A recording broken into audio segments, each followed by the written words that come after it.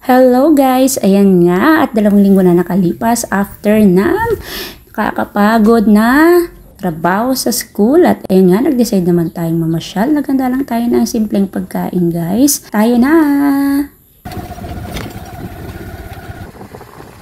Hindi namin alam guys kung saan kami pupunta. Basta tinahak lang namin yung daan na yan. At ay! Naku, may nakita kaming pandesal o yung cheese desal. Ayan, wala na yata kaming pera. Sana umabot pa to. At yun nga, nagkasya ang aming pera.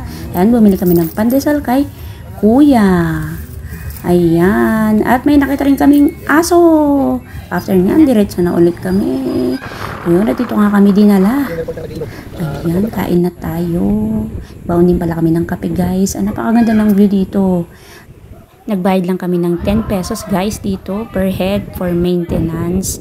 Sulit na rin. Diba? Napakamura, nakagala ka na. Ayan, napakaganda talaga ng view. O ayan, tignan nyo guys.